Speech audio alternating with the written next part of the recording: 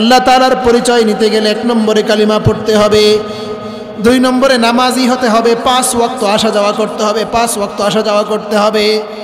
ফতোয়া শামির মধ্যে লিখেছে কেমন নামাজি হওয়া দরকার, বলে একটা মানুষ প্রত্যেক দিন মসজিদে যায়, 5 ওয়াক্ত যায়, হঠাৎ করে 1 ওয়াক্ত মসজিদে না গেলে অন্যান্য মুসল্লিরা পরস্পর আলোচনা করে ওই মুরব্বির কি হয়েছে, মনে হয় কোনো সমস্যা, জীবনেতে কোনোদিন নামাজ ছাড়তে দেখি নাই, চলো যায় দেখি কি সমস্যা।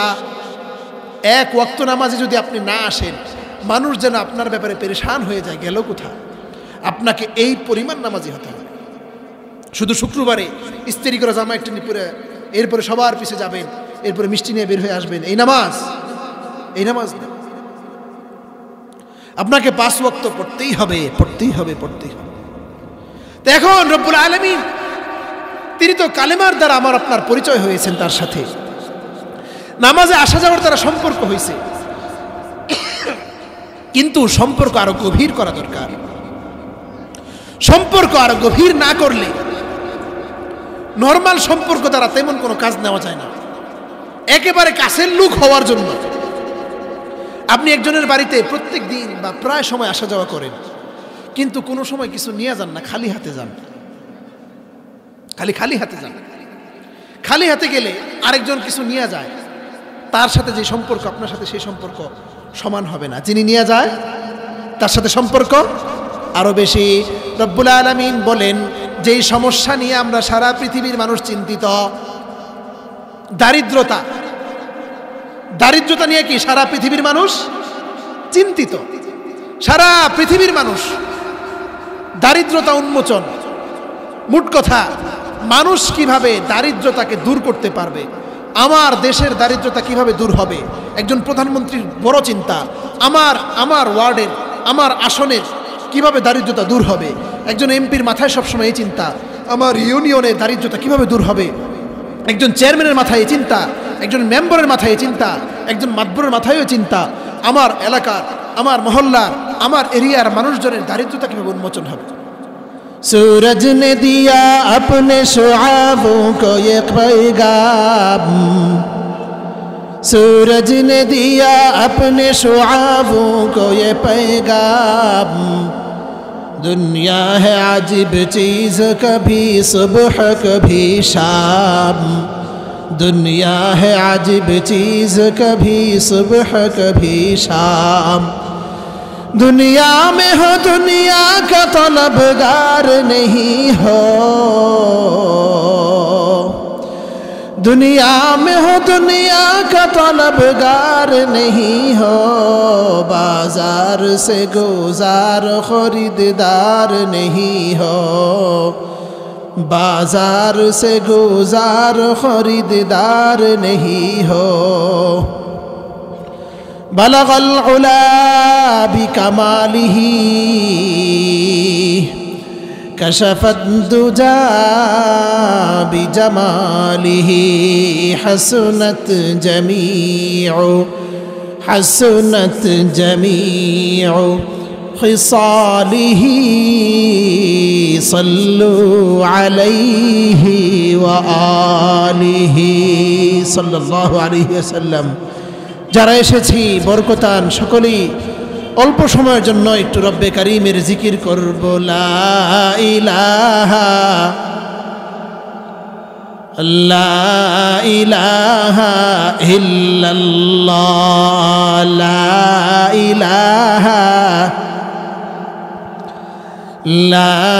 ইলাহা ইল্লাল্লাহ, লা ইলাহা ইল্লাল্লাহ, লা ইলাহা ইল্লাল্লাহ।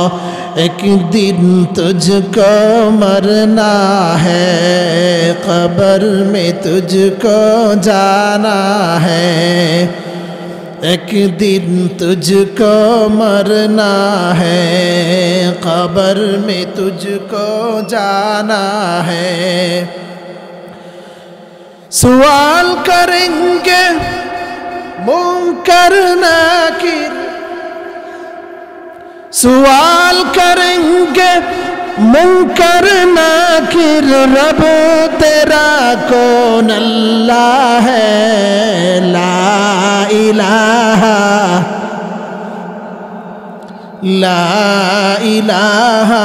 इल्लल्लाह। यादों में तेरी सबको भुला दो, कोई न मुझको याद रहे।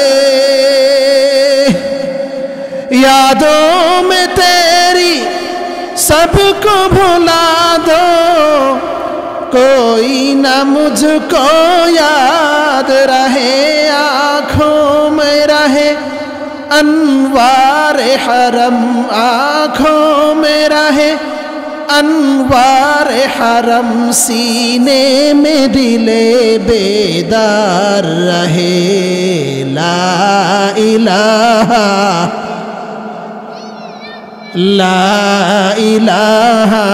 इल्लल्लाह, ला इलाहा इल्लल्लाह मुहम्मदुर रसूलुल्लाह सल्लल्लाहु अलैहि वसल्लम। ঝুনকি ভুয়াবাড়ি আলহেরা জামে মসজিদের উদ্যোগে আয়োজিত 13তম বার্ষিক ওয়াজ মাহফিলের সম্মানিত সভাপতি হাজী মোহাম্মদ মিজানুর রহমান সাহেব আলোচনা করেছেন। প্রিয় বড় ভাই হাফেজ কারি শহীদুল্লাহ সাহেব দামাত বরকাতুহুমুল আলিয়া আলোচনা রাখবেন। প্রিয় সহকর্মী মুফতি মুনিরুল আলম আরিফি সিলেটি সাহেব, আরও আলোচনা রাখার কথা রয়েছে মুফতি রুহুল আমিন সাদি সাহেব খুলনা। শ্রদ্ধেয় হাজিরিন, রব্বে করিম আমাকে আপনাকে অনেক মায়া করে, অনেক দয়া করে আমাকে আপনাকে জান্নাতে পৌঁছাবেন বলি আমাকে আপনাকে বানিয়েছেন, সৃষ্টি করেছেন। দুনিয়ার হাজার লাখো রকম নিয়ামত আমাদেরকে ভোগ করাইতেছেন, নিয়ামত ভোগ করার সুযোগ দিয়েছেন, শক্তি দিয়েছেন, নিয়ামতকে হজম করার শক্তি দিয়েছেন। রব্বুল আলামিন আমাদেরকে ভালোবাসেন বলে কোনো সন্দেহ আছে? কোনো সন্দেহ নেই। একটা মা রব্বুল আলামিন মার মধ্যে দুনিয়ার মধ্যে সবচাইতে বেশি ভালোবাসা দিয়েছেন। মা এত ভালোবাসেন, কিন্তু কেন? মা তো সন্তানের চোখও বানাই নাই, কানও বানাই নাই, নাকও বানাই নাই। 3.5 হাত বডি, মাথার তালু থেকে পায়ের তালু, একটা অঙ্গ মা নিজ হাতে বানাই নাই। মা শুধু 9 মাস কিছু কম বেশি সময় বহন করছেন। শুধু এতটুকুই কারণেই মার এত ভালোবাসা। তাহলে যেই রব্বে কারিম আমাকে আপনাকে বানিয়েছেন তার ভালোবাসার পরিমাণ কি রকম, এটা হিসাব করে শেষ করা সম্ভব না। আজকের এই মাহফিলের আয়োজন, যারা এখনো মাহফিলে আসতে পারেননি তাদেরকে আমি বলবো, এই মাহফিল আপনি আসলে যে সৌভাগ্যবান হবেন, না আসলে হতভাগা হবেন আমি কথা বলছি না, কিন্তু আপনি আসলে এমন কিছু কথা হয়তো শুনবেন যে কথা শোনার উপর আমল করলে আপনার জীবন ইহকাল এবং পরকাল দুটোই কাজে লাগবে। হয়তো এমন কোনো কথা থাকবে যেই কথার উসিলায় আপনার জীবনের সমস্ত গুনাহ ছেড়ে দেওয়ার জজবা তৈরি হবে, আজীবন নেক কাজ করার জজবা তৈরি হবে ইনশাআল্লাহ। তো রব্বুল আলামিন আমাকে আপনাকে বানানোর পরে সবচাইতে বেশি আমাদের থেকে যেটা আশা করেন সেটা হলো আমি আপনি যেন আল্লাহকে একজন আল্লাহ হিসাবে স্বীকার করে নিই। ওয়ামা খালাকতুল জিন্না ওয়াল ইনসা ইল্লা লিয়াবুদুন। মুফাসসিরিনে কেরাম বলেন, রব্বুল আলামিন বলেন, আমি দুনিয়ার সমস্ত মানুষকে, সমস্ত জিন জাতিকে সৃষ্টি করেছি। এই মানুষ, এই জিন জাতি যেন আমাকে এক বলে জানে, আমাকে যেন চিনে, আমাকে যেন স্বীকার করে এবং আমাকে মেনে নিয়ে আমার উপর, আমার হুকুমের উপর, আমার হাবিবের তরিকার উপর আমল করে। আল্লাহকে চিনা দুনিয়ার সবচেয়ে বড় সাবজেক্ট। এখন আপনি হুজুর না মুন্সি, আপনি ইঞ্জিনিয়ার না কৃষক, আপনি ডাক্তার না অন্য কিছু, এটা হলো পরের সাবজেক্ট। 1 নম্বর হইল আমি মানুষ, 2 নম্বরে হইল আমি মুসলিম। 3 নম্বরে আমি রাজনৈতিক দলের পরিচয়, আমার এলাকার পরিচয়, আমার দেশের পরিচয়, আমার চাকরির পদবি, আমার দোকানদারের পদবি, আমার কমিটির পদবি, এগুলো 3 নম্বরে। আপনি চেয়ারম্যান না মেম্বার, আপনি কোন পার্টি করেন, আপনি ভালো পার্টি না মন্দ পার্টি, আপনি কোন দল করেন, আরো কি করেন, আজকে মিছিলে যাবেন না হরতালে ঠেকাবেন, আরো যাবতীয় যত পরিচয় আপনার আছে, এগুলো 1 নম্বরে আপনি মানুষ, 2 নম্বরে আপনি একজন মুসলিম, 3 নম্বর পরিচয় হইল ওই পরিচয়। হতে পারে আপনি একটা বাজার কমিটির সভাপতি, হতে পারে আপনি একটা মসজিদ কমিটির সভাপতি, আপনি একটা গ্রাম্য সালিশের কোনো একটা মাতবর, হতে পারে আরো অনেক কিছুই।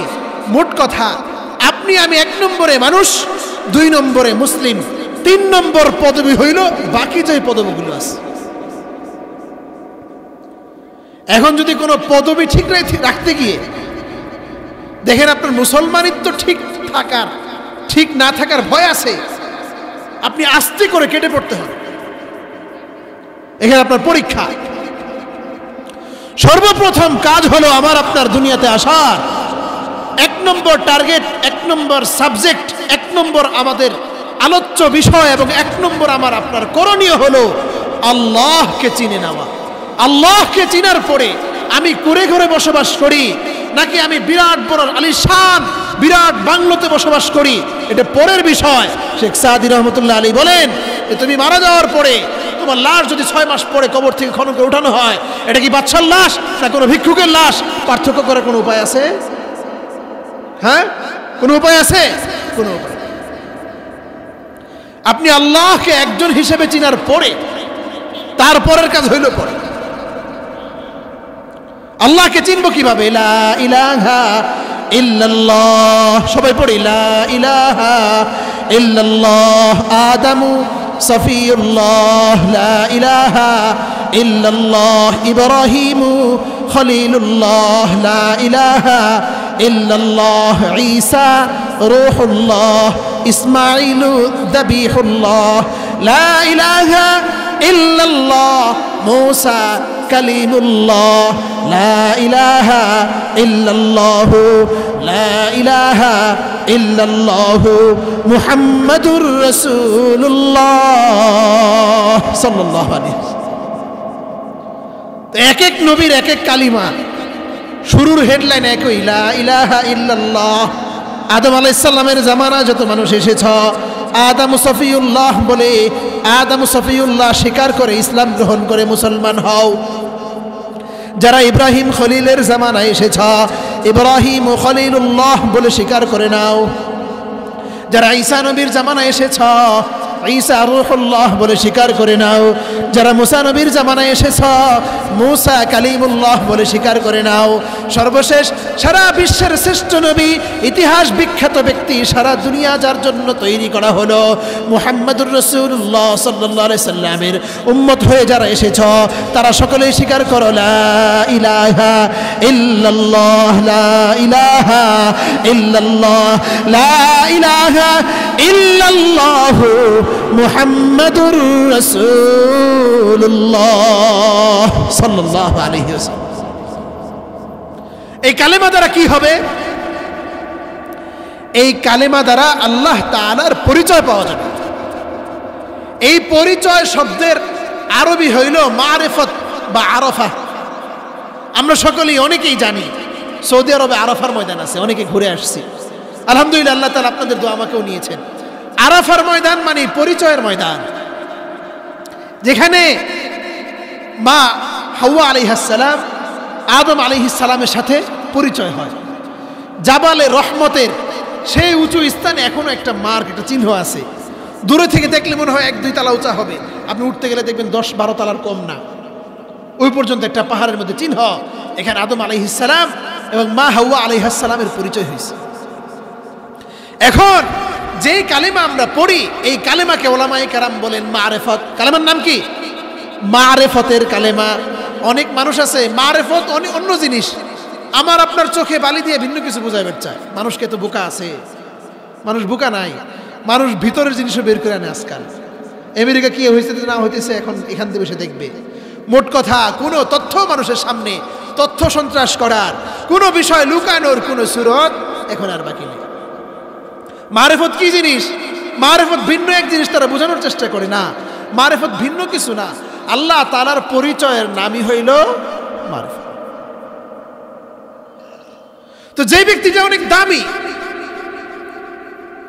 যে ব্যক্তিটা অনেক সম্মানী, যার টাকা পয়সার কোনো অভাব নাই, যার পদপদবীর কোনো অভাব নাই, যে অনেক শ্রদ্ধার ব্যক্তি, তার সাথে পরিচয় হইতে পারলে কত খুশি, কত খুশি না?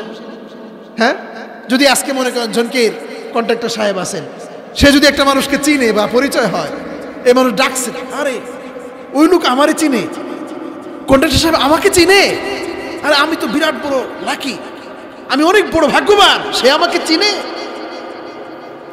আপনি আমি কালেমা পড়ে আল্লাহকে চিনতে হবে। আল্লাহ তো আপনাকে অবশ্যই চিনে, আল্লাহ তার অপেক্ষায় আছে কখন বান্দা আমাকে চিনার পরেও আমার কাছে আসে না, ঘুরতেছে ফিরতেছে, নামাজের সময় ঘুরতেছে, চিন্তা করে নামাজ এমন কি জিনিস, না পড়লে কি হয়, আর পড়লেই বা তেমন কি হবে, এমন চিন্তা করেনি। আসতেছি নামাজের আলোচনা। তো আগে এক নম্বরে আপনাকে আমাকে কালেমা শিখতে হবে।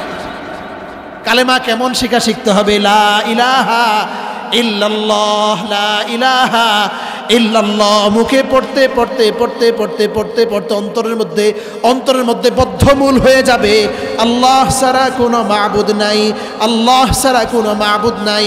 আমার ব্যবসা বাণিজ্য আমাকে বড় করেনি, আমার বিদেশের সফর আমাকে বড় করেনি, আমার কৃষিক্ষেত, আমার ক্ষেত খামার, আমার বিরাট বড় বড় প্রজেক্ট, এগুলো আমাকে খাওয়ায় না।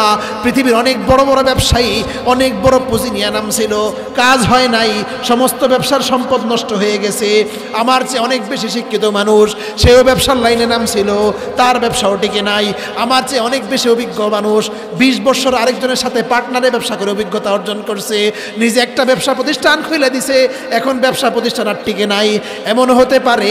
এই কারণে বান্দা সবসময় চিন্তা করা উচিত, আল্লাহ যে চাকরি আমাকে করাচ্ছেন, আল্লাহ যে ব্যবসার চেয়ারম্যান আমাকে বানাইছেন, রব্বুল আলামিন যে আলিশান বাড়ির মালিক আমাকে বানাইছেন, বিরাট বড় জমিদার আমাকে বানাইছেন, এই ব্যবসার মালিক, এই বিরাট বড় জমিনের মালিক, এই বিরাট বড় চাকরির পদবি, এই বিরাট বড় কমিটির পদবি, আরও যা কিছু আছে, এগুলো আমার কোনো যোগ্যতা দ্বারা হয় নাই, এগুলো জিব্রাইল করে নাই, এগুলো মিকাইল করে নাই, কোনো নবী রাসূল আমাকে দেয় নাই, কোনো পীর আউলিয়া আমাকে দেয় নাই, কোনো চিকিৎসা বিজ্ঞান, কোনো ধরনের ডাক্তার ইঞ্জিনিয়ার এগুলো আমাকে দেয় নাই, কোনো মেম্বার ইঞ্জিনিয়ার, কোনো ধরনের চেয়ারম্যান, কোনো রাষ্ট্রপতি, কোনো বিরোধী দলের চেয়ারম্যান, কোনো বিরোধী দলের নেতা এগুলো আমাকে দেয় নাই।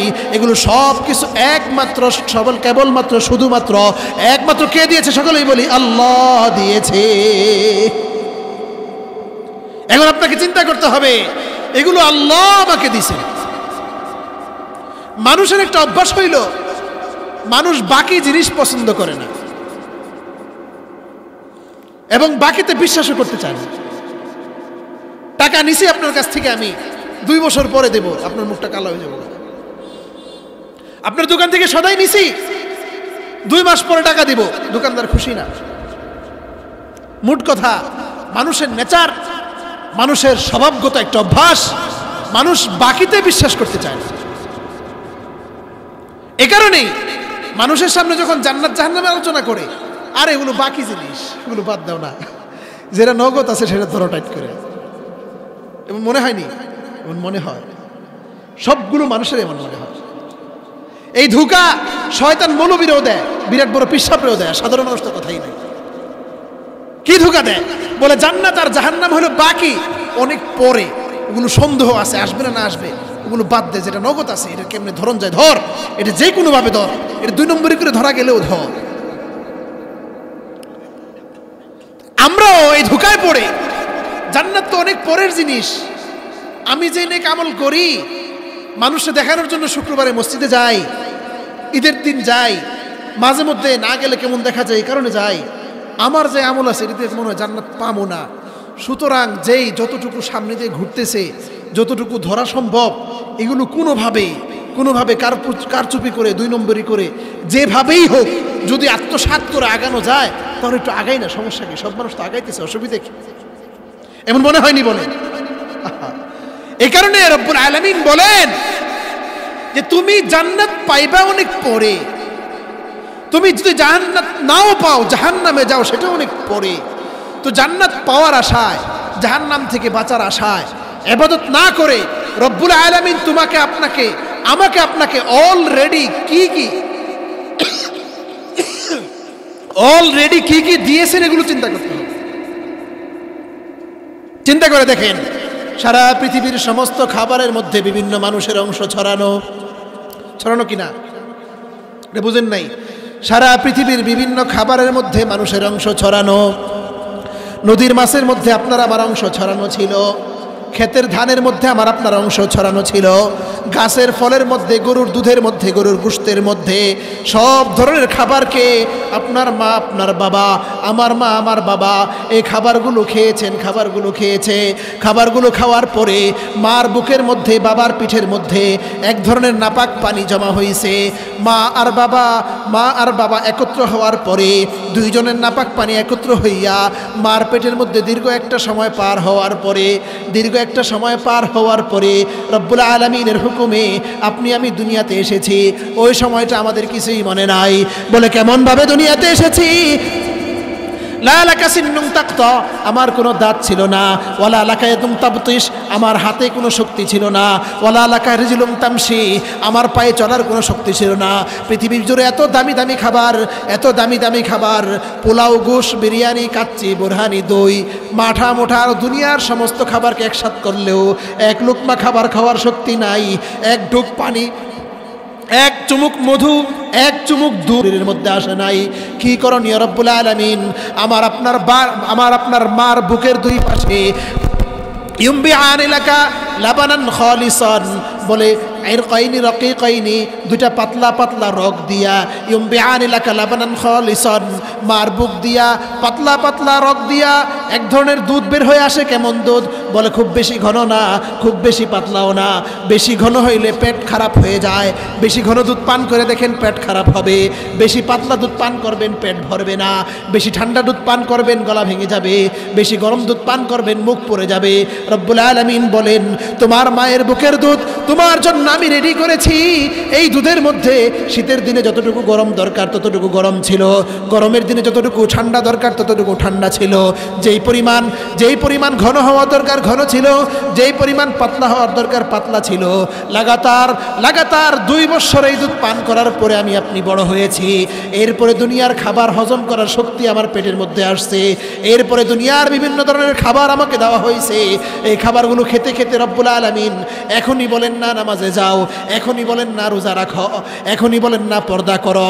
অন্তত 10 থেকে 12 বছর, কারো ক্ষেত্রে আরো বেশি বয়স হওয়ার পরে এবার রব্বুল আলামিন হুকুম দেয় তুমি নামাজ পড়ো, তুমি রোজা রাখো, তুমি পর্দা করো, তুমি হারাম থেকে বাঁচো, তুমি হালাল খাও। সব ধরনের নাফরমানি থেকে তুমি ফিরে থাকো, সব ধরনের সৎ কাজ তুমি করে যাও।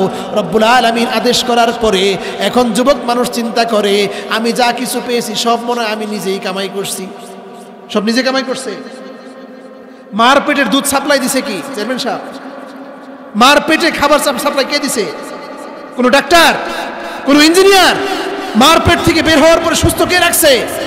মার বুকের দুধটা সাপ্লাই হওয়া, এই দুধটা সঠিকভাবে আপনার আমার পেটে সাপোর্ট হওয়া, হজম হওয়া, কাজ করা কোন ইঞ্জিনিয়ার করছে? প্রধানমন্ত্রী না বিরোধী দলীয় নেত্রী নাকি অন্য কেউ? একমাত্র কে করেছেন? এটা যদি না বুঝি কিছু করার। এখন আপনি চিন্তা করবেন আল্লাহ জান্নাত দিব অনেকদিন পরে, নাহলে জান্নাত না দিয়ে জাহান্নাম দিব, এটা অনেকদিন পরে আল্লাহ দিবে, ঠিক আছে। কিন্তু যেগুলো করলো এগুলোর জব কই, এগুলোর ভাতা কই, এগুলোর শুকরিয়া কোথায়? এ কারণে 1 নম্বর কাজ হইল, হাদিসের মধ্যে আসে তোমার বাচ্চা যখন কথা বলা শিখে তোমার বাচ্চাকে কালেমা শিখাও, লা ইলাহা ইল্লাল্লাহ, লা ইলাহা ইল্লাল্লাহ। এবং তোমার চোখের সামনে কোনো মানুষ যখন দুনিয়া ছেড়ে চলে যেতে থাকে তখন তুমি কালেমার তালকিন দাও, তাকে কালেমা পড়তে পরামর্শ দাও। তার সামনে গিয়ে তোমরা কয়েকজন চারপাশে বসে কালেমা পড়তে থাকো। তোমাদের কালেমার আওয়াজ যদি সে শুনতে শুনতে যদি কালেমা সে পড়ে ফেলে, হাদিসের মধ্যে লেখে মান কালা আউয়ালু মান কানা আউয়ালু আউয়ালু কালামিহি লা ইলাহা ইল্লাল্লাহ ওয়া আখিরু কালামিহি লা ইলাহা ইল্লাল্লাহ দাখালাল জান্নাহ। যেই ব্যক্তির জীবনের প্রথম কালিমা লা ইলাহা ইল্লাল্লাহ হবে, জীবনের শেষ কালিমা লা ইলাহা ইল্লাল্লাহ হবে, এই ব্যক্তি যদি হাদিসের ভাষায় 1000 বছর জীবিত থাকে, 1000 বছরের সমস্ত গুনাহ খাতা মাফ করে দিয়ে আমার রব্বে কারীম এই বান্দাকে সরাসরি জান্নাতে প্রবেশ করাইয়া দিবে। এই কারণেই আমার আপনার 1 নম্বর মিশন কালেমা। কালেমা মানে মারিফত। আর যারা বলে বেড়ায় মারিফত ভিন্ন জিনিস, তারা আপনাকে আমাকে ধোঁকা দেয়, তারা আপনাকে আমাকে ধোঁকা দেয়। এই ধোঁকার অনেক গল্প আমি নিজে শুনেছি এবং দেখেছি, এগুলো বলার সময় নাই, সংক্ষেপে বলে রাখি। অনেক দরবার এরকম পৃথিবীতে আছে যেখানে গেলে বলবে কোনো নামাজ রোজা কিচ্ছু লাগবে না, কিসের যাকাত, কিসের নামাজ, কিসের হজ, কিসের পর্দা, কিচ্ছু লাগবে না। বাবার দরবারে আসবা, এরপরে এখানে মান্নত করবা, তোমার সব কিছু আদায় হয়ে যাবে। বুঝা কিন্তু নাউজুবিল্লাহ কই, ভিতরে কিন্তু এই ওয়াজে বসবেন, ওয়াজও ভালো লাগবে, আবার ওখানে রাত 3টা পর্যন্ত গান হবে, ওখানে যাবেন, ওটাও ভালো লাগবে। আচ্ছা, দুইটাই তো ভালো লাগে, এখন ফিরে থাকবো কিভাবে? মোট কথা, আমার আপনার ভালো লাগা এটা যথেষ্ট না। আমার আপনার ভালো লাগা হলো বাচ্চাদের মতো। বাচ্চা মনে করে কি চিপস খাইতে ভালো লাগে, ভাত খাইতে ভালো লাগে না। চিপস খাইলেই তো ভালো, মাই কেল লিগে জোর করে খালি ভাত খাওয়ায়, মায় মনে হয় বুঝে না। আব্বাই কেল লিগে জোর করে মাছ খাওয়ায়, মনে হয় বেশি একটা বুঝে না। এত সুন্দর সুন্দর চকলেট, চিপস, ফ্রিজ ভরা এত সুন্দর সুন্দর চকলেট, এগুলো খাইলেই তো কত মজা লাগে, ভাত খাওয়ার দরকার আছে? আমার আপনার দিমাগ যথেষ্ট না। যথেষ্ট কার দিমাগ? দুনিয়ার কোনো মানুষের দিমাগে যথেষ্ট না, একমাত্র আল্লাহ তাআলার ফায়সালা যথেষ্ট। আল্লাহ আপনাকে নামাজ পড়তে বলেন, না বুঝে, না বুঝে বলছেন? আল্লাহ আপনাকে না বুঝে নামাজ পড়তে বলছেন নাকি বুঝার পরে? আপনার শরীরে কয় ফুটা রক্ত আছে আপনি জানেন? পৃথিবীর কোনো ডাক্তার জানে আপনার শরীরে কয়টা পশম আছে? কেউ জানে? আপনি আমি জানিনি কয়টা পশম আছে, কয় ফুটা রক্ত আছে, কত লুকমা খাবার হজম করেছে আমি আপনি জানি? জীবনে কয়বার চোখের পলক ফেলেছি আমি আপনি জানি? জানি না। জীবনে কয় সেকেন্ড ঘুমিয়েছি আমি আপনি জানি? জীবনে কয় কদম চলেছে আমি আপনি জানি? জানি না। কে জানেন? আল্লাহ জানেন। সুতরাং আল্লাহ যখন বলতেছে তুমি নামাজ পড়ো, আল্লাহ জেনে শুনে বুঝে আমার আপনার ভবিষ্যতের কল্যাণ জিনিসটাই আমার উপর চাপাই দিয়েছে।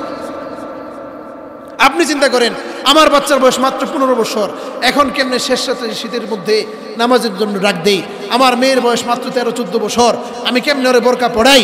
আমার মেয়ের বয়স মাত্র 12-13-14 বছর, আমি কিভাবে ওরে রমজান মাসে রোজা রাখার জন্য ডাক দেই। এত লম্বা গরমের দিন আমার ছেলেকে কিভাবে করাই। আপনি কি আপনার আল্লাহর চেয়ে আপনার সন্তানকে বেশি মহব্বত করেন? তো রব্বুল আলামিন বলেন, আমার পরিচয় পেতে হবে কালিমা দ্বারা, লা ইলাহা ইল্লাল্লাহ। বলতেছিলাম, এলাকার গণ্যমান্য একজন ব্যক্তি, থানার গণ্যমান্য একজন ব্যক্তি, দেশের বিরাট বড় একজন ব্যক্তি, একজন প্রেসিডেন্ট, একজন মিনিস্টার, একজন এমপি, যখন তার সাথে আমার পরিচয় হয়ে যায়, বিরাট বড় সমাবেশে আমার নাম ধরে ডাকে, আমার গর্বে বুকটা ফুলে যায়। এত বড় এমপি সাহেব আমার নাম জানে, আমাকে চিনে। রব্বুল আলামিন বলেন, যখন তুমি কালেমা পড়নেওয়ালা হয়ে যাও, তখন তোমাকে আমি আল্লাহ চিনি, তুমিও তোমার আল্লাহকে চিনো। আল্লাহ আমারে চিনে। এখন চিন্তা করে, গ্রামের একজন নাম করা ব্যক্তির সাথে শুধু পরিচয় হলেই হবে না, মাঝে মধ্যে আসা যাওয়া থাকলে তাইলে ভালো হয়। মাঝে মধ্যে আসা যাওয়া থাকলে কি হয়? ভালো হয়। তো মাঝে মধ্যে আসা যাওয়া থাকলে কি হয়? একটু সম্পর্ক তৈরি হয়, তার দ্বারা অনেক কাজ নেওয়া যায়। বুঝছেন নি? একজন চেয়ারম্যান সাহেবের বাড়িতে আপনার ঘন ঘন আসা যাওয়া, আপনার নিজের কাজ হবে আপনার দ্বারা, আপনার সাথে আরেকজন মানুষ আসবে, এই চেয়ারম্যানের সাথে তো আপনার আসা যাওয়া আছে, একটা সিগনেচার নিয়ে দেন, একটা চেয়ারম্যান সার্টিফিকেট, একটা জন্ম সার্টিফিকেট সহজে আমার নিয়ে দেন, আমার জায়গা জমি একটু ঝামেলা, একটু পরিষ্কার, একটু ফাইসালা করে দিয়ে দিতে বলেন। আপনার সাথে তো চেয়ারম্যানের সম্পর্ক আছে। সম্পর্ক কেমনে হয়েছে? সম্পর্ক কেমনে হয়েছে? আসা যাওয়ার মাধ্যমে। সম্পর্ক কেমনে হয়েছে? আল্লাহ তাআলার সাথে পরিচয় হয়েছে কালিমা লা ইলাহা ইল্লাল্লাহ মুহাম্মাদুর রাসূলুল্লাহ বলার মাধ্যমে। এখন আল্লাহ তাআলার সাথে পরিচয় হওয়ার পরে এখন সম্পর্ক হওয়া দরকার। বলে আল্লাহ তাআলার কাছে কেমনে আসা যাওয়া করা যায়? আল্লাহ তাআলার কাছে আসা যাওয়া করার জন্য আমি আপনি যেই সময় নির্ধারণ করব এই সময় নির্ধারণ না, আল্লাহ তাআলা যেই সময় নির্ধারণ করবেন ওটাই হলো আসল সময়। আল্লাহ তাআলা বলেন, বান্দা তুমি ঘুমায়ে গেছো, সারা রাত ঘুমানোর পরে এখন সূর্য উঠে ভাব, সূর্য ওঠার আগের যেই সুবহে সাদেক, সারা রাত তোমার ঘুম ঠিক মতো আদায় করাইলাম, তোমার ঘুম সারা রাত আমি সুন্দরভাবে তোমার ঘুমের ঘরে আমি তোমাকে হেফাজত করলাম। এখন তুমি আসো, ফজরের সময় হয়ে গেছে, 2টা রাকাত আল্লাহ রব্বুল আলামিনের সামনে বান্দা তুমি তোমার মাথাটা ঝুঁকায়া দাও, তুমি কমরটারে ঝুঁকায়া দাও, তুমি সেজদায় পড়ে যাও, তুমি সেজদায় পড়ে যাও।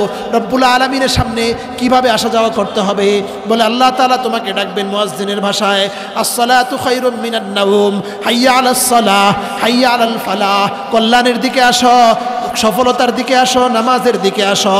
নামাজ হইতে ঘুম হইতে নামাজ ভালো, ঘুম হইতে নামাজ ভালো। আল্লাহ তাআলা আমাকে আপনাকে ডাকেন। আবার আপনি ফজরের নামাজ 2 রাকাত ফরজ আদায় করার পরে আপনি সকালবেলা কাজের মধ্যে বের হয়ে গেছেন। কেউ গেছে ক্ষেতের মধ্যে কৃষি কাজ করতে, কেউ গেছে দোকানে, কেউ গেছে অফিসে, কেউ গেছে স্কুলে, কেউ গেছে গাড়ি চালাইতে। পৃথিবীর সব শ্রেণীর মানুষ কোনো না কোনো কাজের মধ্যে জড়ায় গেছে। রব্বুল আলামিন বলেন, দিনের অর্ধেকটা শেষ হয়ে গেছে, সূর্য পশ্চিম দিকে ঢলে পড়েছে। বলে এখন রব্বুল আলামিন বলেন, এই পুরো সময়টা তোমার ব্যবসায়ের কাজ, তোমার ব্যবসায়ীর কাজ, তোমার দোকানদারির কাজ, তোমার কৃষি কাজ, তোমার যাবতীয় যেই কাজের সাথে তুমি জড়িত ছিলা, এই কাজটাকে আমি সফলভাবে আঞ্জাম দেওয়ানোর ব্যবস্থা করেছি। এখন তুমি রব্বুল আলামিনের দরবারে এই সাবার ও সেজদা দিয়ে হাজিরা দিয়া যাও। দৈনিক বেশি না, মাত্র 5 বার। কয়বার? দৈনিক 5 বার। মুফাসসিরিনে কেরাম লিখেন, রব্বুল আলামিনের সাথে পরিচয় হয়েছে কালিমার মাধ্যমে, রব্বুল আলামিনের সাথে সম্পর্ক তৈরি হবে নামাজের মাধ্যমে। কিসের মাধ্যমে? নামাজের মাধ্যমে। যার নামাজ নাই তার সাথে আল্লাহ তাআলার কোনো পরিচয় নাই, কোনো পরিচয় নাই। বলে কেমন পরিচয় নাই? যার নামাজ নাই, যিনি ইসলাম গ্রহণ করা সত্ত্বেও নামাজ পড়েন না, সে বেঁচে থেকে কোনো লাভ নাই। সে বেঁচে থাকার কারণে কোনো লাভবান হচ্ছে না। সে হয়তো অনেক টাকা জোগাড় করেছে, অনেক মানুষ তাকে স্যালুট দেয়, অনেক মানুষ তার নামে স্লোগান দেয়, অনেক মানুষ তাকে স্যার স্যার বলে পিছে পিছে দৌড়ায়, অনেক মানুষ তার কাছে এসে হাত পাতে, কিন্তু মানুষটা বুঝে না এই সারা জীবনের সমস্ত দানকে একসাথ করলেও, এমনকি কাবা ঘরকেও যদি স্বর্ণ দ্বারা ঢালাই করে দেয়, 1 ওয়াক্ত নামাজ ছাড়ার যে শাস্তি, এই শাস্তি থেকে বেঁচে থাকার কোনো অপশন নাই, কোনো বিকল্প ব্যবস্থা নাই, কোনো ধরনের উপায় আল্লাহ তাআলা রাখেন। এটাকে বলে বডি এক্সারসাইজ। আপনাকে বডি ব্যবহার করে কাজ করতে হবে। একজন ভিক্ষুক 2 হাত নাই, বাজারে গোর পারে আর ভিক্ষা করে, জোহরের আজান দিয়েছে, এই ভিক্ষুকের উপর নামাজ ফরজ। আজান দিয়েছে, ওই পার্লামেন্টে সংসদে অধিবেশন চলতেছে, এই সংসদ অধিবেশনে এই স্পিকারের উপর নামাজ ফরজ, আমাদের দেশের প্রধানমন্ত্রীর উপর নামাজ ফরজ, বিরোধী দলীয় নেত্রীর উপর নামাজ ফরজ। একেবারে একটা মানুষ চাঁদের দেশে গেছে, চাঁদের দেশে অবস্থা জোহরের সময় হয়েছে, তার উপর নামাজ ফরজ। একটা মানুষ মাটির নিচে আটকা পড়েছে, মাটির নিচে আটকা পড়েছে, তার উপর নামাজ ফরজ। সে সমুদ্রের মাঝখানে আছে, পশ্চিম কোন দিকে দক্ষিণ উত্তর কোন দিকে জানে না, তার উপর নামাজ ফরজ। একজন রকেটে চাঁদের দেশে যাচ্ছে, তার উপর নামাজ ফরজ। একজন বিমানে যাচ্ছে, তার উপর নামাজ ফরজ। মোট কথা, নামাজের কোনো বিকল্প, নামাজের কোনো ভিন্ন অপশন রব্বুল আলামিন রাখেন নাই, রাখেন নাই, রাখেন নাই। সারা দেশের মানুষকে যদি আপনি একদিন দাওয়াত করে খাওয়ান, 1 ওয়াক্ত নামাজের যে শাস্তি হবে, ওই শাস্তি থেকে বেঁচে থাকার আপনার জন্য যথেষ্ট হবে না, হবে না, হবে না। আপনি মনে করছেন নামাজ না পড়লে কি হয়, আর পড়লেই তেমন কি হবে। চেয়ারম্যান আপনাকে ডাকাইছে, আপনি না যায় বাসায় বসে থেকে দেখেন না, পারবেন নি। যখনই শুনবেন চেয়ারম্যান ডাক দিছে, আপনার তো হুঁশ নাই, অর্ধেক খাবার থুয়ে মোটরসাইকেলে দিতেন তো। আর যদি চেয়ারম্যান ডাকায়, উপজেলা চেয়ারম্যান আপনাকে ডাক দেয়, আর যদি এমপি সাহেব আপনার খবর নেয়, আপনাকে খবর দেয়, আপনি না যেয়ে বসে থাকতে পারবে? আপনি আল্লাহর ডাকে না গিয়ে ঘরে বসে আছেন, আপনার দুঃসাহস কি? আল্লাহ তাআলা এই অহংকার হিসেবে আপনার এই ব্যাপারটাকে ডিল করবে আপনার সাথে। আমি তোমার ঘরের সাথে থাইকা, তোমার ঘরের সাথের মুয়াজ্জিন আমার নাম শুরুতে ডাক দিয়ে, আল্লাহর বরত্ব শুরুতে বর্ণনা কইরা, আমার রাসূলের নাম বর্ণনা কইরা, তারপর বলছে আসসালা, হাইয়া আলাস সালাহ, হাইয়া আলাল ফালাহ। আর তোমার কত বড় সাহস, কত বড় স্পর্ধা, তুমি এরপরেও ঘরে শুয়ে রইছো। তুমি ক্যারাম বোর্ড খেলতেছ, তুমি ক্রিকেট বিশ্বকাপের ফাইনাল দেখতেছ, বুঝেন নাই কথা? এ কারণে এক ওয়াক্ত নামাজ ছাড়ার কোনো উপায় আছে?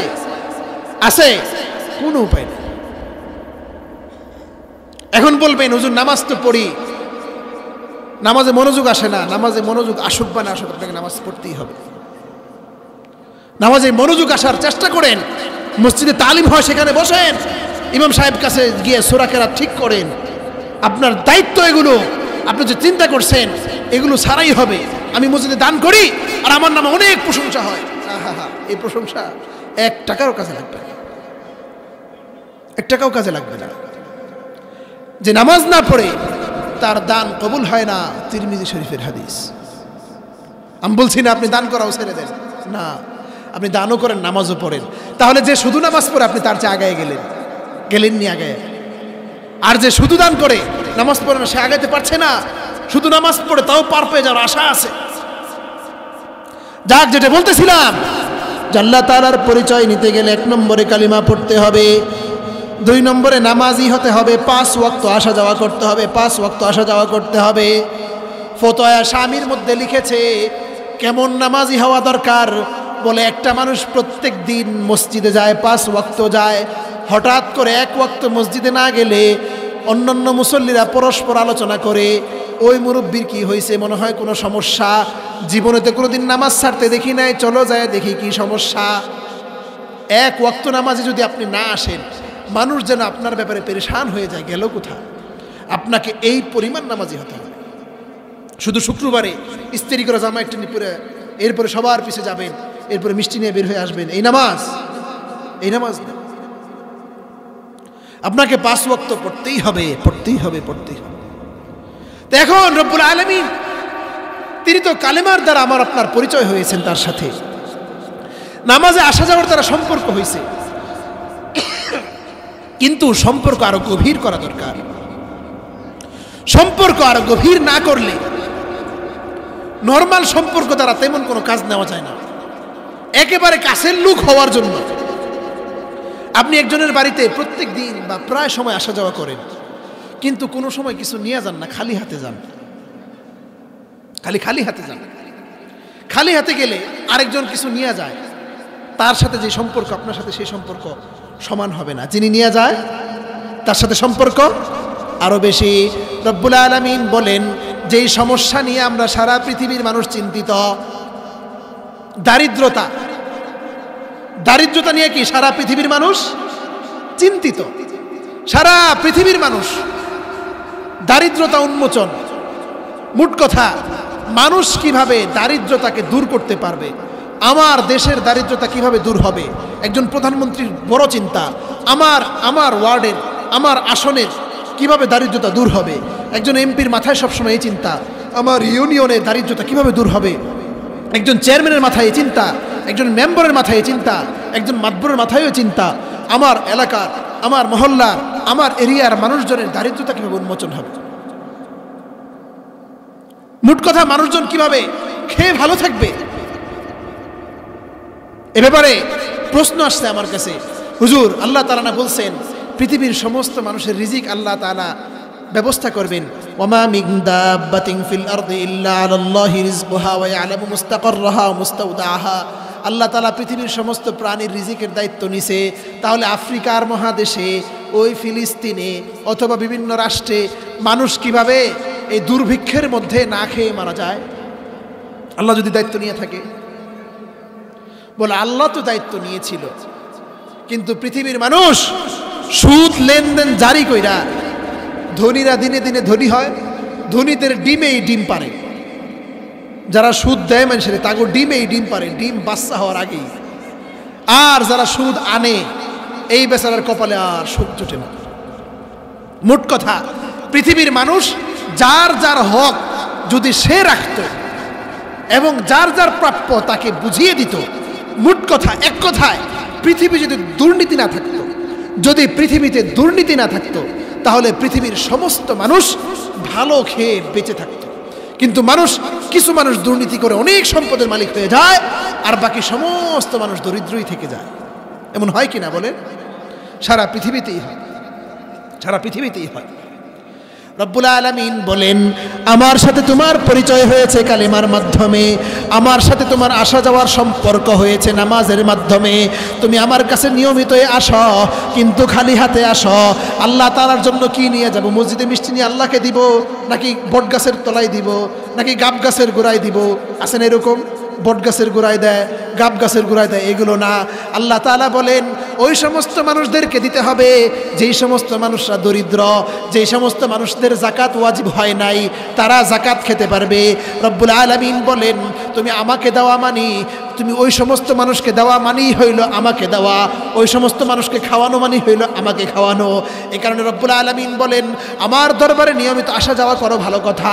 নামাজের মাধ্যমে তোমার চরিত্র ঠিক হবে। ইন্নাস সালাতা তানহা আনিল ফাহশাই ওয়াল মুনকার, কোরআনের মধ্যে বলে নামাজের মাধ্যমে চরিত্র সংশোধন হবে, নামাজের মাধ্যমে জিনা ব্যভিচার উঠে যাবে, নামাজের মাধ্যমে আরো অনেক বিষয় উপকার হবে। কিন্তু একটা জিনিস তো রয়ে যায়, দারিদ্রতা উন্মোচন কেমনে হবে? রব্বুল আলামিন বলেন দারিদ্রতা উন্মোচন হবে প্রত্যেকটা ধনী ব্যক্তি যেই পরিমাণ যাকাত তার আসে ওই পরিমাণ যাকাত দরিদ্রদের মাঝে বন্টন করে দেওয়ার মাধ্যমে। দরিদ্রদের মাঝে যদি আমি যাকাত বন্টন করে দেই তাহলেই আমি আল্লাহ তাআলাকে কিছু দিলাম। এখন কি হলো? বলে এখন আমি তো প্রথমে কালেমা পড়েছিলাম, এখন নামাজ পড়তেছিলাম, নামাজ পড়তে পড়তে এখন দরিদ্রদেরকেও বছরে একবার যাকাত ওয়াজিব দিতে আরম্ভ করেছি, এবং মাঝে মধ্যেই মসজিদে, মাদ্রাসায়, কবরস্থানে, ঈদগায়, রাস্তায়, পুলে, ব্রিজে, মোট কথা জনকল্যাণমূলক, দ্বীনি কল্যাণমূলক সব স্থানে আপনি এখন দান করেন, সব স্থানে এখন দান করেন। রব্বুল আলামিন বলেন বান্দা তোমার সাথে আমার আসা যাওয়ার যে সম্পর্ক ছিল এই সম্পর্ক আরো উন্নত হয়েছে, আরো উন্নত হয়ে এখন কি হয়েছে? বলে এখন তোমার সাথে আমার মহব্বত হয়ে গেছে, মহব্বত হয়ে গেছে। তুমি আমাকে ভালোবাসো, আমি তোমাকে ভালোবাসি। রব্বুল আলামিন বলেন শুধু ভালোবাসা যথেষ্ট না, এখন তোমার সাথে আমার ইশক হতে হবে। বলে ইশক কাকে বলে? ইশক হইল এমন ভালোবাসা যেই ভালোবাসার মাধ্যমে আমি সব কিছু ছেড়ে দিতে রাজি। যে আমাকে ভালোবাসে তার জন্য আমি সব কিছু ছেড়ে দিতে রাজি। তো বুঝেন কেমন? রমজান মাস তারাবি পড়তে সময় লাগে 1.5 থেকে 2 ঘন্টা। কতক্ষণ লাগে? 1.5 থেকে 2 ঘন্টা। এই 1.5 থেকে 2 ঘন্টা তারাবির নামাজে দাঁড়াইতে এত কষ্ট, কিন্তু শেষ রাত্রে 4টার সময় বা 3:30টার সময় কোন দল যেন খেলা আছে মনে করেন, দেখবেন অনেক মানুষ ঘুমায় না, ঘুমাইলে যদি খেলা মিস হয়ে যায়, এমন আসেনি? এরপরে রোজা রাখতে পারে না। কেন? বলে এখনো শরীরে দুর্বল। কিন্তু মা ধমক দিছে, বাবা একটা থাপ্পড় দিছে, এমন রাগ হয়েছে যুবক ছেলে 2 দিন যাবত এক ডুব পানিও খায় না। আসেনি? তাহলে বোঝা গেল কি শরীরে শক্তি এখনো আছে। রব্বুল আলামিন বলেন তুমি আমার জন্য না খেয়ে থেকে দেখাও, তুমি আমার জন্য স্ত্রীর সাথে মেলামেশা না করে দেখাও। এটা কিভাবে? বলে বছরে একবার রমজান মাসে। এটার বছরে কয়বার? একবার রমজান মাসে। রব্বুল আলামিন বলেন বান্দা কালেমার মাধ্যমে আমার সাথে তোমার পরিচয় হয়েছে, এরপরে তোমার সাথে আমার সম্পর্ক হয়েছে দৈনন্দিন 5 বার আসা যাওয়ার মাধ্যমে। তুমি আমার দরবারে খালি হাতে আসতা, এখন তুমি যাকাত দিতে আরম্ভ করেছ। যাকাত দেওয়ার মাধ্যমে তুমি আমার কাছে কিছু নিয়ে আসো, এটাও প্রমাণ হইল। তুমি আমাকে মহব্বত করো, এটাও প্রমাণ হইল। আমি তোমার মহব্বতকে অ্যাকসেপ্ট করলাম, গ্রহণ করলাম, কবুল করলাম। বলে এখন একটা কাজ বাকি আছে, তোমার সাথে আমার মহব্বত হইলে চলবে না, তোমার সাথে আমার ইশক হতে হবে। রব্বুল আলামিন বলেন ইশক হওয়ার জন্য আমি আল্লাহর জন্য সারাদিন না খেয়ে থেকে দেখাও, সারাদিন পানি পান না করে দেখাও, সারাদিন স্ত্রীর সাথে সহবাস না করে দেখাও। এই ধরনের কাজ যখন আমি করতে থাকবো তখন রব্বুল আলামিনের সাথে আমার গভীর ভালোবাসা ইশক তৈরি হবে। এখন গভীর ভালোবাসা ইশক তৈরি হওয়ার পরে যার সাথে গভীর ভালোবাসা হইল কিন্তু জীবনে একবারও দেখা হইল না, রব্বুল আলামিন বলেন বান্দা তোমার সাথে আমার একবারও দেখা হয় নাই, আমার তো দেখার অনেক ইচ্ছা, তোমার দেখার ইচ্ছা আসেনি। রব্বুল আলামিন বলেন ওয়ালিল্লাহি আলান নাসি হিজ্জুল বাইতি মান ইসতাতা ইলাইহি সাবিলা। যার সক্ষমতা আছে, যার ব্যালেন্স আছে, যার দ্বারা সম্ভব গায়ে গতরে শক্তি আছে, সেজন্য জীবনে একবার হলেও বাইতুল্লাহর তওয়াফ করে আসে, বাইতুল্লাহর তওয়াফ করে আসে। কিভাবে তওয়াফ করবে?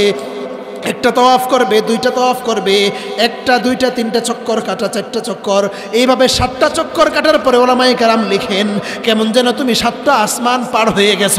7টা আসমান পার হওয়ার পরে এবার বাইতুল্লাহর গিলাফ ধরে ফেলো, বাইতুল্লাহর গিলাফ ধরে চিৎকার মরে কান্দ, কেমন যেন তুমি আরশে মহল্লার কুরসির ওই চেয়ারের খুঁটি তুমি ধরে ফেলছো। এখন কাঁদতে থাকো, কাঁদতে থাকো, আল্লাহর কাছে যা চাওয়ার তা চায় নাও। এবং ওলামায়ে কেরাম লিখেন এইভাবে তওয়াফ করার পরে যখন তুমি হজ থেকে বিদায় নিতে থাকবা, তখন ফিরে আসার সময় বারবার ঘুরে ফিরে বারবার কিছুক্ষণ আসো আবার ফিরে তাকাও, কিছুক্ষণ আসো আবার ফিরে তাকাও, এমন করতে করতে কাবারে ওরে বাইতুল্লাহ রে, ওরে বাইতুল্লাহ রে, ভাগ্যে ছিল তোকে দেখে গেলাম, আবার কোনোদিন ভাগ্যে আছে কিনা জানি না, আর কোনোদিন ভাগ্যে আছে কিনা জানি না, এই চিন্তা করতে করতে কান্না করতে করতে চলে আসো। বলে আসার পরে সবসময় তো বাইতুল্লাহ থাকা সম্ভব না, তো কি করবা? বলে সারা দুনিয়ার সমস্ত মসজিদগুলোতে বাইতুল্লাহ থেকে রহমত সাপ্লাই হয়, মসজিদের ভিতরে চলে যাও। এখন বসে বসে চিন্তা করো কে বেশি ধনী। ওলামায়ে কেরাম লেখেন তোমার সামনে একটা গাড়ি যাবে, তোমার গাড়ি কেনার সামর্থ্য নাই। একজনের বাসায় গেছো, দেখো এসি লাগানো, তোমার এসি কেনার সামর্থ্য নাই। মোটরসাইকেল একটা দেখছো, দামি মোবাইল একটা দেখছো। ওলামায়ে কেরাম লেখেন সমস্ত নিয়ামত দেখার পরে তুমি জিকির করতে আরম্ভ করে দাও, তুমি জিকির করতে আরম্ভ করে দাও। বলে কেমন জিকির? একবার সুবহানাল্লাহ যদি বেশি পড়তে পারো তাহলে বিরাট বড় এমপি, অনেক বড় মিনিস্টার, বিরাট বড় ধনী, সারা জীবনের সমস্ত আমল মিলানোর পরে যদি দেখা যায় তোমার সারা জীবনের একবার সুবহানাল্লাহ বেশি। ওলামায়ে কেরাম লিখেছেন যে জান্নাতে সমস্ত মানুষ চলে যাওয়ার পরে, জাহান্নামে সমস্ত মানুষ চলে যাওয়ার পরে উঁচু স্তরে জান্নাত থেকে ঘ্রাণ আসবে। বলে ঘ্রাণটা কোথায় থেকে আসে? বলে তোমার থেকে আরেক স্তরের উপরে জান্নাতের ঘ্রাণ। বলে এত ঘ্রাণ তাকে কেন দেওয়া হলো? বলে তার শরীরে ঘাম ঝরতেছে, সেই ঘামের ঘ্রাণ। বলে আমাকে কেন দেওয়া হলো না?